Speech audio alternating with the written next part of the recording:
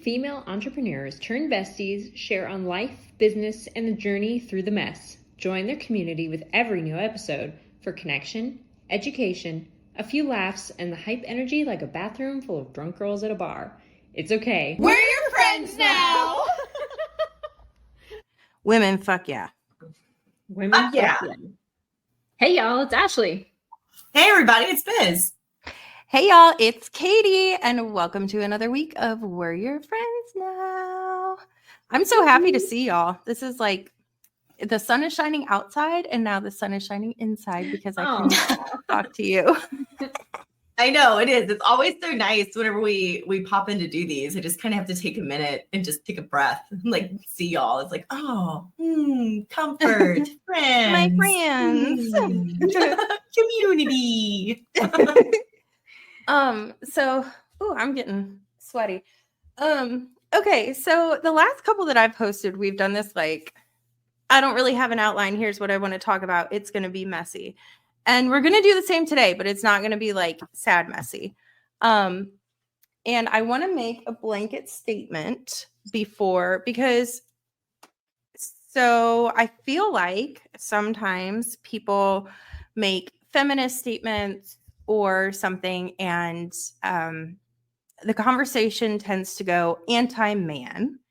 And I want to make a blanket statement that today we are going to be talking about how incredible women are. And this is not a men are so dumb, women are superior conversation.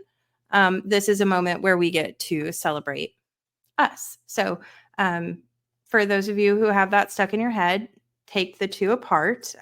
Being pro-women is not being anti-man. I think that it's beautiful that we can all work together. And today we are basically just women. Fuck yeah. So there have been a couple things lately that really made me want to do this.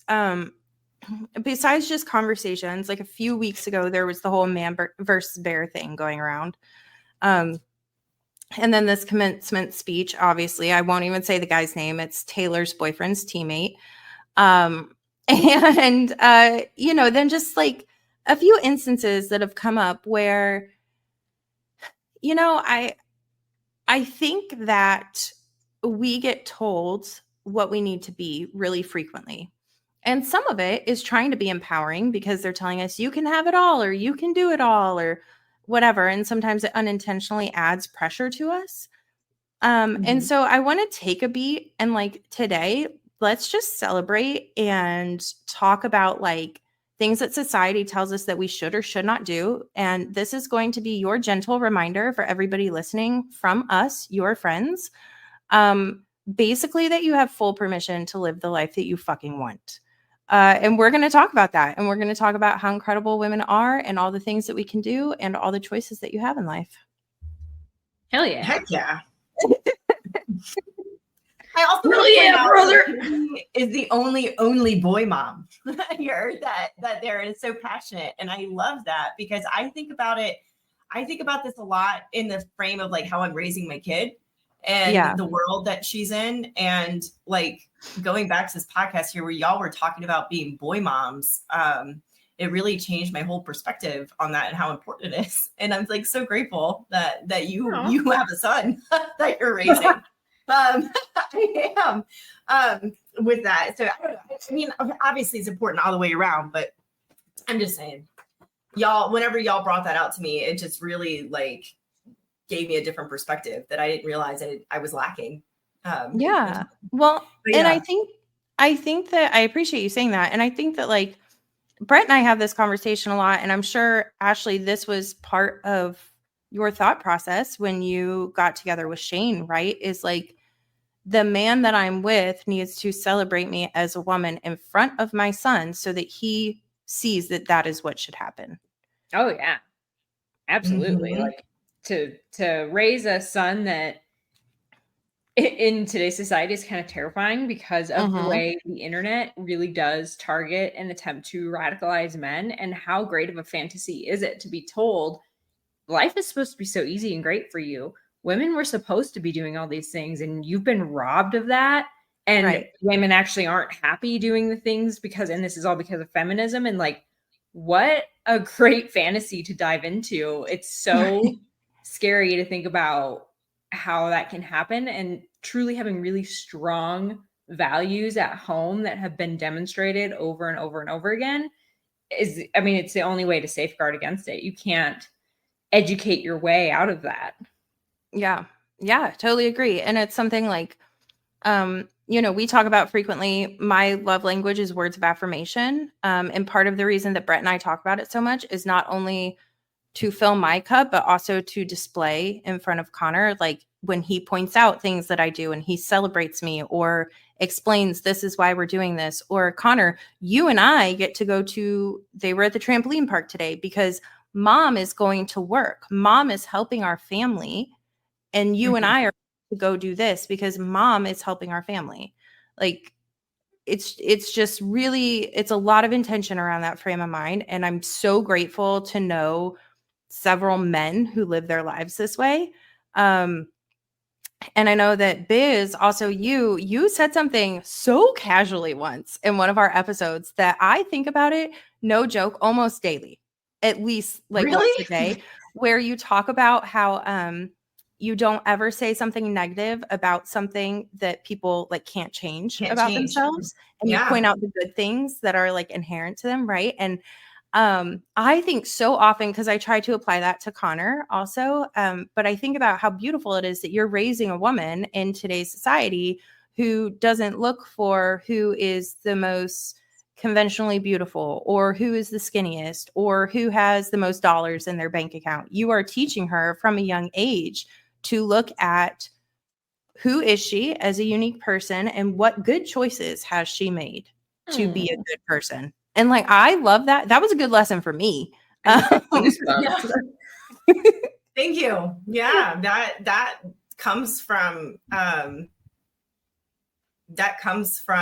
a place of feeling like my self-worth was only tied to my physical attributes growing up. Yeah.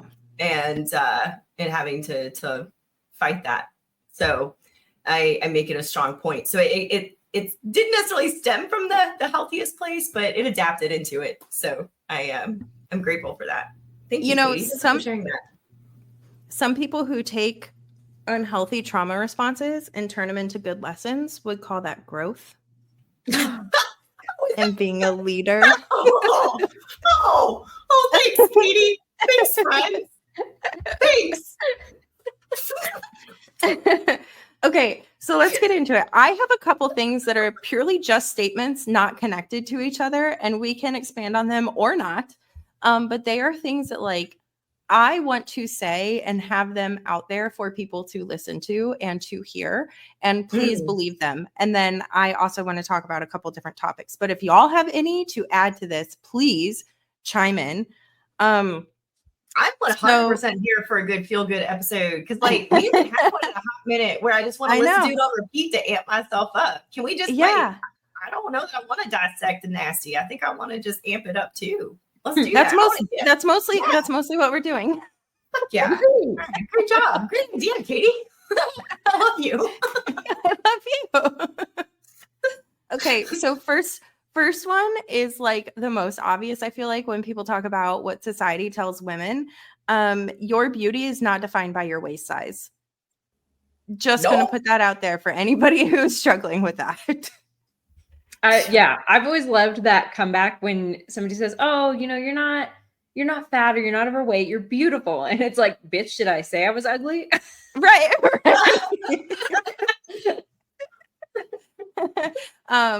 Your beauty is not defined by your waist size or any other measurement on your body. If it has a number attached to it, it doesn't define your beauty. Your beauty does not dictate your worth to others. And it does not dictate the attention that you are deserving of. No, it doesn't. And I would say on the flip side of that, just because you are, let's say, dressed up, it doesn't make the value or the impact of what you have to say or your thoughts any less valuable. Oh my gosh, yes. Yes, Ooh. like if you want to get dressed up or you want to be looking like your best badass self, every word that you say is just as valid, valuable, and needs to be heard. It Yeah. doesn't make you, what do people always say? Like they're just like they look like a Barbie, or they're just it's like they're just a pretty face. Mm-hmm. Shut the fuck up. I played MMORPG computer games for like 10 years of my life, and everyone thought I was a dude for like the first 5. And I swear to God that like little hiding spot, I learned how to clap back so good. Like I can talk so much trash. I would have never thought that something like that would like pan into it. But it's interesting listening to this, because that experience I had only because I was shielded. Like people didn't know I was a girl. That's fascinating. Yeah. Huh. So this one is 2-parter.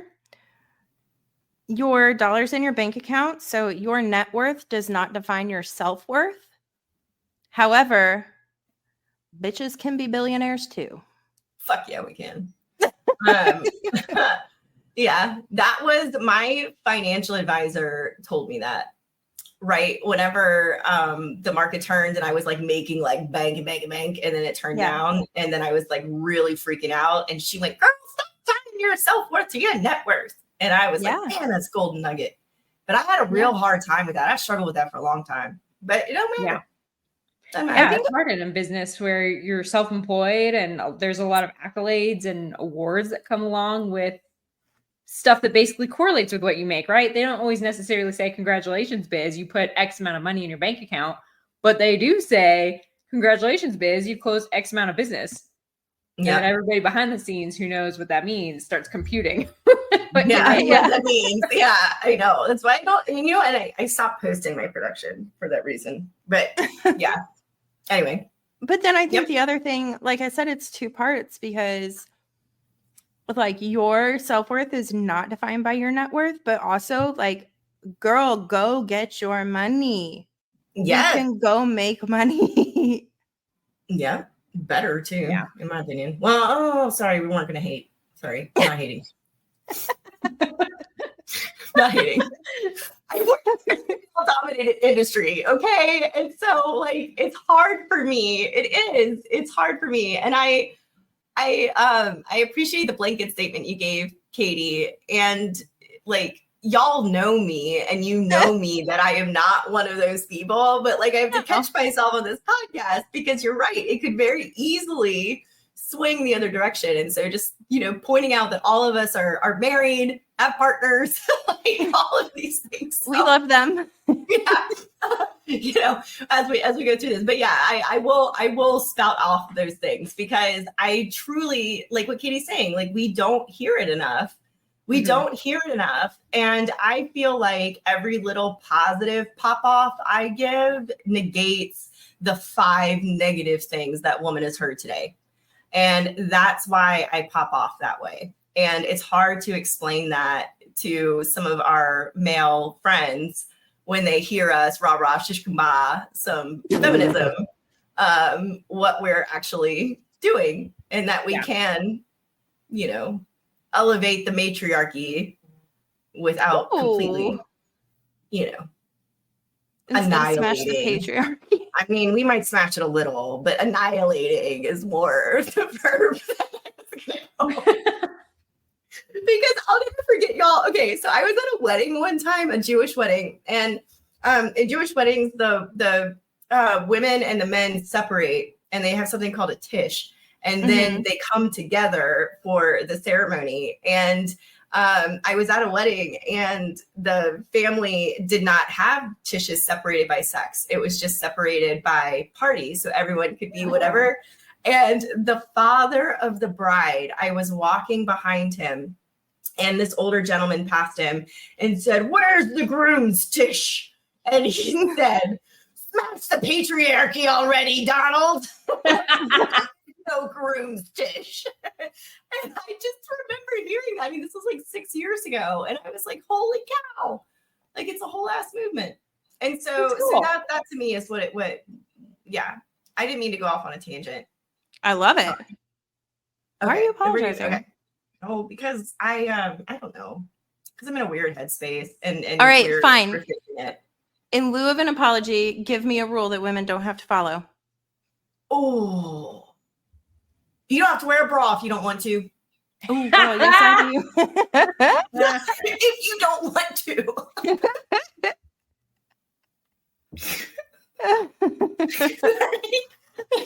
That's all I can come up with off the top of my head. You can sit down. Yeah, Like, yes. You can sit down when you want something, like knock on a door and ask, because so many times, we wait till it's offered. And it's like whenever, whenever like in grief, like something shitty happens and you're like, oh, well, let me know if there's anything I could do for you.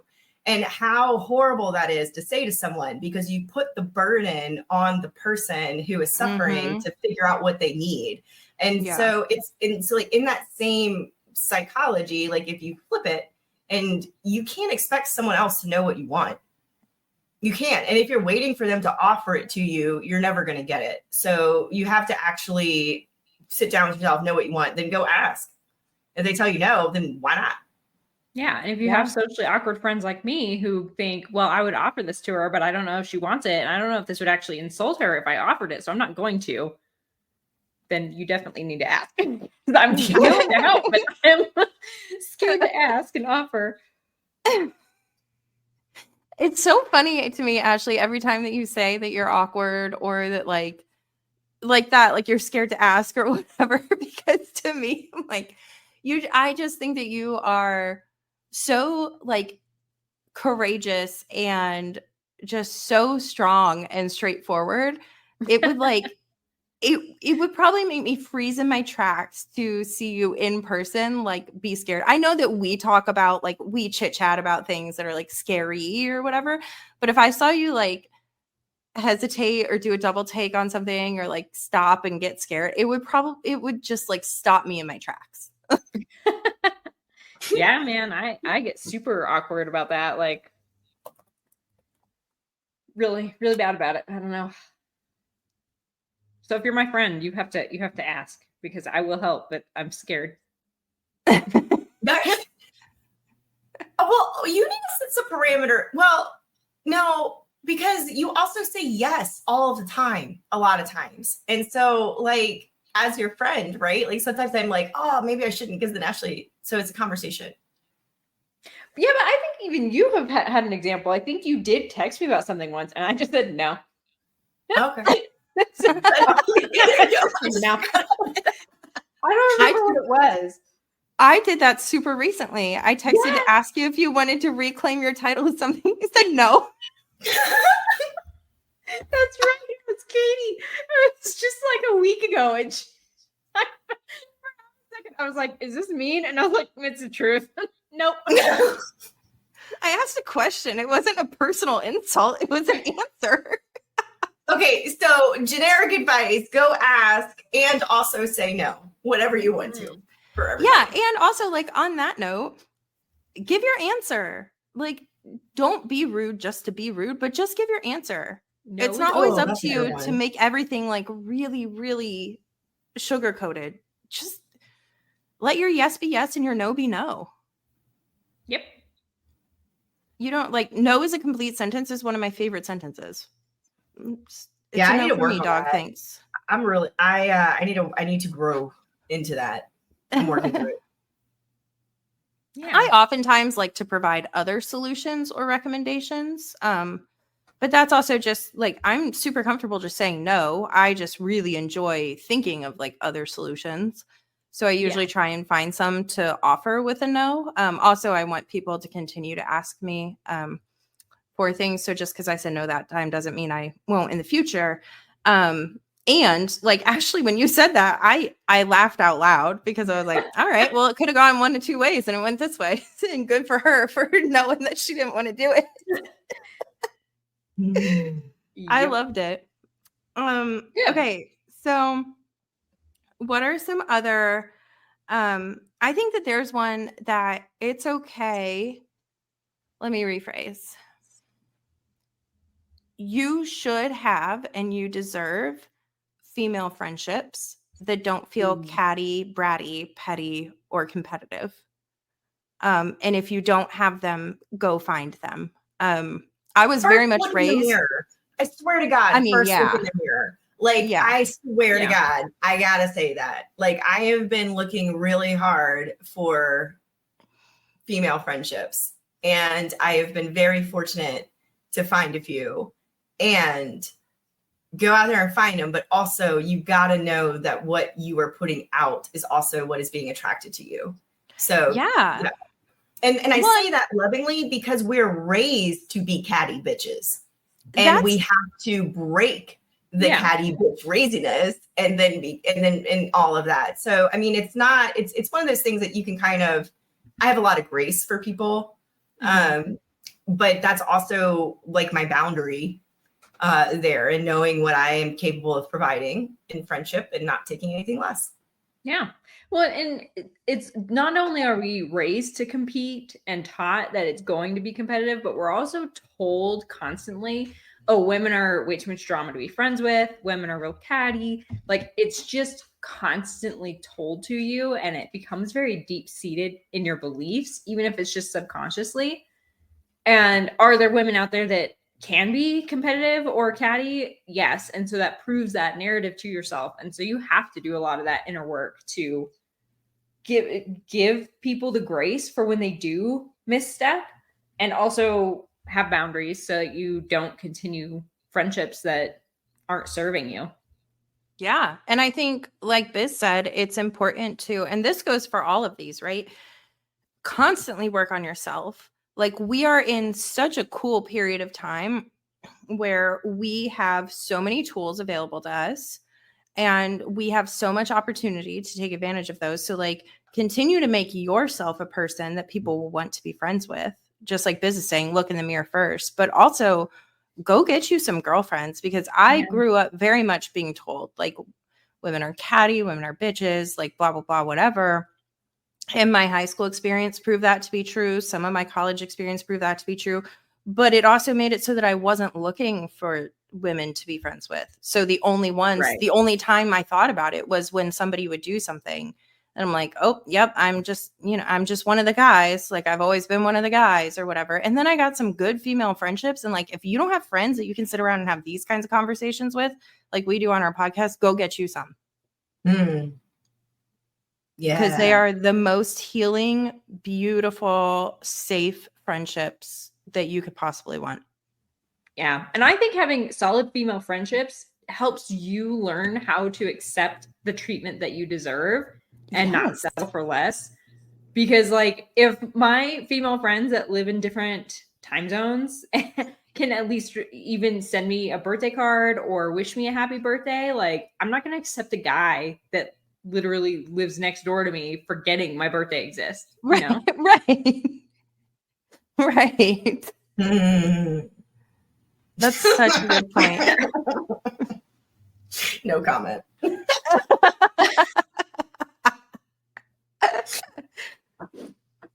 Oh my gosh. Okay. Yeah. So also, if you are worried or not sure how to go find a female friend, talk to older women. Yeah. Older women are the easiest women to become friends with, because they have, I don't know, it's like they've lived it, right? Yeah. Like, they've lived it and they have so much wisdom to give, and they're eager to give it to anybody who will, like, really, really listen. So I always have at least one or two women that are 60 plus, 70 plus now that I count as friends. Yep. Well, think about how big and dramatic of a shift it was. I don't know if you guys were like me in my mid and late 20s. I was like hyperventilating about the idea of turning 30, and then 30 hit, and I was like, holy shit, this is the best thing ever. Why was I so afraid of this? I am so much more confident. I am so much wiser, and I've got so much more life experience. Like, it's like your 20s, but better, and you have more money. And like, So then as soon as like I got to like 31, I was like, I can't fucking wait to be 40. Yeah. It's just going to keep getting better. And that's why I think talking to older women is so inspiring and fun. And for I said this to the group chat, but for anybody else that's interested in that kind of like learning from other women that have been through it, Julia Louis Dreyfus has a podcast. She's the one that was on what was it? Veep, I think is what it was. And then Seinfeld, stuff like that. Her podcast is called Wiser Than Me, and she just interviews women that are like in their 70s and 80s. Oh my gosh, obsessed. Oh my gosh. Amazing. So if you want to go and like, if you're like, I look in the mirror and I don't feel ready to accept female friendship, that would probably be a great place to start. Like, just go entrench yourself in female wisdom. I actually really love that idea. I just wrote it down so that I can go listen. Wow. So one of the rules that I have taken so long to embrace for myself is that being feminine is not antagonistic to being feminist. Ooh. That has really been a journey. I was the kid that was like, I'm a tomboy, I'm not girly, I hate pink, Same. don't call me cute. Like, freaking hated that stuff growing up. Same. And it was because it was so, especially during the time, like 90s, it was very, like, women were not seen very highly, No. and especially being girly, like, you were seen as stupid. Clueless Yeah, you weren't was taken out, and it was seriously. like, yeah. And so I completely pushed that away and was like, that's not me at all. And I love pink. I love being girly. I love makeup. I love lip gloss. I love dressing up. I love looking feminine. And none of that devalues anything that I have to say, anything that I think, any of my accomplishments. I don't have to accept being treated poorly just because, like, in a relationship, just because I am a feminist and a strong woman. Yeah. It was cracking me up the other day. Shane was ordering we drink a lot of protein in this household. And he's ordering my protein because I only can stand one brand, one flavor. And he's trying to figure it out, and he's looking at stuff, and we're standing in the kitchen, and Cassie, my 13-year-old daughter, is standing next to us. And he makes a comment of like, he had to order the one that wasn't on sale because Princess needs her protein. So I start laughing, and I'm like, yeah, that's right. Princess does need her protein. And Cassie goes, who's Princess? And I was like, me. I love that. Yeah. So that's, I don't know. That's something that, like, and I see it with a lot of young women. They're very staunchly trying to eschew stereotypical femininity, which is fine and definitely not something you have to enjoy at all. But it's oftentimes for the sake of being seen as more equal because you're more man-like. You are now making me like, this will be a journal prop for me of like, do some of my expectations on myself come from that of growing up as a girl in the 90s where women weren't seen as equal. And so everything I did, I was like, okay, well, I have to be the best at this. Like, I didn't just play soccer. I was like, I'm going to play soccer in the Olympics. I wanted to be the first female president. I wanted to play baseball, not softball, because I wanted to show that I could beat the boys. I couldn't ever just enjoy something. I just had to, it was like, either I'm going to be the absolute best or I'm not going to do it, because I'm not just going to be just another girl. And it's okay to be just another girl. That's really interesting. That'll be a that good is one thing about prompt. me. I am just like every other girl. Yep. Do you know how much freedom came with like, and I know you do actually know this because we literally just talked about it. There was so much freedom in the moment where I was like, you know what? It's okay. This is super cliche, or this is super stereotypical, and I love it. And I'm going to love it loudly. And like, my favorite color is glitter. I love pink. I'm wearing cheetah print right now. I want to laugh. I want to giggle. I want to watch girly movies. I want to have pretty flowers. I want to do, but I'm also a badass in ways that I need to be. Yeah. And I think this is also a good point because we talked about that commencement speech, and there's so many people in an uproar over this, over like, you know, him taking a stance that women should be homemakers and not like career minded or whatever. Mm-hmm. And some people are going so extreme to make it feel like women are wrong if they want to be homemakers. Yeah. The point to me is that do what you want to do. It's your choice. You don't have to abide by anybody else's choice for your life. Do what you want to do. Yeah. Like what you like, don't like what you don't like. I mean, you can't like have kids and then be like, I don't like my kid. But like Well, unfortunately, a lot of people did that. So, well, that is true. yeah. It's true. Which is one of the reasons I don't like that coming from that angle of like it's just women's natural tendency and destiny, and most women are going to find the most fulfillment in being a wife and mother, because it just erases so many other people from the conversation. gosh. People that don't want children, people that don't want marriage, people that are in the LGBTQ community, people that can't have children. Like it just erases so much. It's crazy. Like, think about people that you know who they aren't married or they don't have children or whatever.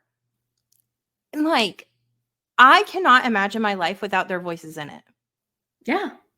And they are so inspiring to me in so many ways. And like personally, yes, motherhood has changed me a lot. I love my son more than anything in the world. And also, that's not all that makes me up as a person. And I have all these people in my life who are doing really cool shit. And it's not a pre-qualifier to me of like, oh, well, you're not a complete woman because you don't have a child, so I'm not going to listen to what you have to say. I'm sorry. What? That's so wild to me. And not in the sense that I can't believe there's women out there who find the most fulfillment in having children. That to me makes complete sense, because I have done like probably every variation of motherhood that you can, where I did stay at home mom, I did a work from home mom, I did the full-time girl boss mom, taking the kids to camp and having to do aftercare and like working tons and tons of hours. And I can confidently say, not built to be a stay-at-home mom. Where you can see other women that just they thrive in it. So that doesn't surprise me that there are women out there that is the culmination of their fulfillment, and that is great and wonderful. But also it worries me to tell women that is the end all, because one, your child rearing days, they feel long while you're in it, but they don't last that long. They're not that long. Small blip in your life. And so that's what happens to women that really struggle with the empty nest syndrome. Yeah. And that's just such a difficult thing to go through mentally. And there's not enough support for those things. And then also the women that are told this for so long, and then they have children, and then they go, what's wrong with me? I don't feel complete. Yeah. And then they struggle postpartum. And like, that is so damaging, because when you feel like such a shitty parent and a shitty mom because of what society told you to expect from motherhood. Yeah, like this shit's just hard. Like, why is society telling us how we're supposed to feel? Like, that is wild to me.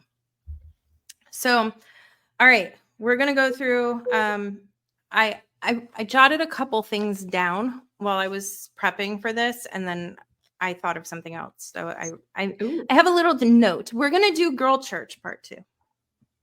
Here for it. Okay. This is a letter to not all women, and it's not really actually a letter. It's just a bunch of statements. You belong, you are worthy, you are enough, and you are right where you need to be. And you can get to wherever you want to be. Your strength is inspiring, but you don't always have to be strong. With the weight of the world on your shoulders, give yourself a rest. Your rest doesn't negate your strength, and you don't have to always prove yourself in every moment. Your tenacity, audacity, passion, strength, gentleness, power, greatness, and softness are all appreciated and celebrated.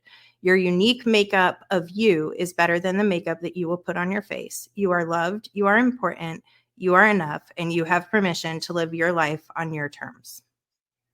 Aww. You know how like boy, they're like, this is my open letter. Like, this is our list of demands. This is our list of demands as feminists. You are loved.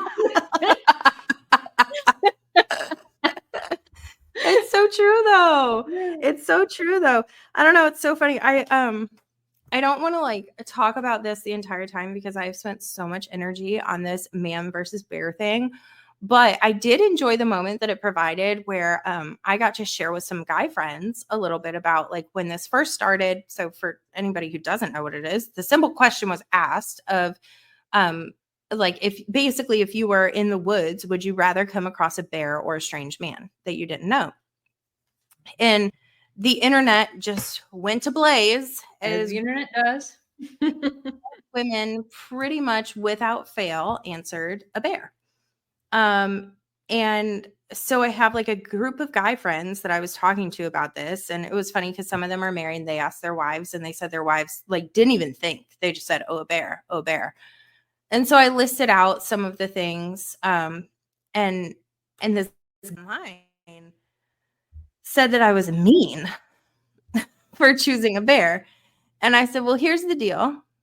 I'm allowed to be mean because I'm not being mean towards a person. I'm being what's perceived as mean in a situation where really it's actually defending myself. And I will continue to be mean until our voices are heard. And your opinion, quite frankly, doesn't matter right now. I don't care if you're a quote unquote good guy. The fact is that women everywhere are saying they would rather come across a bear. And this isn't a conversation to put down men and talk about how terrible men are, but it is an opportunity for men to maybe examine how they value and view women. Yeah.